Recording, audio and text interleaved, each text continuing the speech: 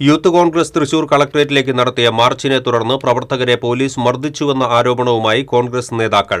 സമരം അടിച്ചമർത്താമെന്ന് പിണറായി വിജയൻ വ്യാമോഹിക്കേണ്ടെന്നും സമരവുമായി ശക്തമായി തന്നെ മുന്നോട്ടു പോകുമെന്നും നേതാക്കൾ.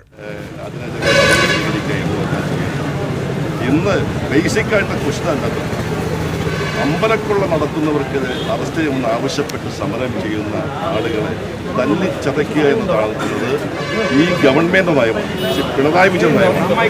പിണറായി വിജയന്റെ ഈ നയം ഈ സമരത്തെ അടിച്ചമർത്താമെന്ന് വ്യാമോഹിക്കുന്നുണ്ടെങ്കിൽ ഒരു കാരണവശാലും അത് പിണറായി വിജയൻ ജയിക്കില്ല. കൊണ്ടുവരാൻ ശ്രമിച്ചതുകൊണ്ടാണ് സ്വാഭാവികമായി പ്രതിഷേധമുണ്ടായത്. യൂത്ത് കോൺഗ്രസിൻ്റെ ഒരു സഹപ്രവർത്തകരുടെ ഈ ബലപ്പെടുത്തുന്നതിൽ വീഴുകയും അവരുടെ കാലിൽ പോലീസ് ചവിട്ടിയതിൻ്റെ ഭാഗമായി അവർക്ക് പരിക്കേറ്റ് സാധിച്ചിട്ടില്ല. കൗൺസിലർ ഉൾപ്പെടെയുള്ള യൂത്ത് കോൺഗ്രസ് നേതാക്കന്മാരെ ഇവിടെ മൃഗീയമായ രീതിയിൽ വലിച്ചഴിച്ച് കൊണ്ടുപോകുമ്പോൾ സ്വാഭാവികമായിട്ട് അതിന് പ്രതികരിക്കാതിരിക്കാൻ സാധിക്കില്ല എന്നുകൊണ്ടാണ് പ്രതികരണം സ്റ്റേഷനകത്തും നടത്തേണ്ടതായി വന്നത്. ലിയാസ് ബാബു എന്ന യൂത്ത് കോൺഗ്രസിൻ്റെ സഹപ്രവർത്തകനെ വളരെ മൃഗീയമായ രീതിയിൽ പിടിച്ചു വലിച്ചഴിച്ച് കൊണ്ടുപോകുമ്പോഴാണ് സംസ്ഥാന പ്രസിഡന്റ് നിലയിൽ ഞാൻ അതിൻ്റെ വിഷയത്തിൽ ഇടപെടുന്നത്. പുറത്ത് നിന്നിരുന്ന പ്രമോദ് സംസ്ഥാന യൂത്ത് കോൺഗ്രസിന്റെ ജനറൽ സെക്രട്ടറിയാണ്.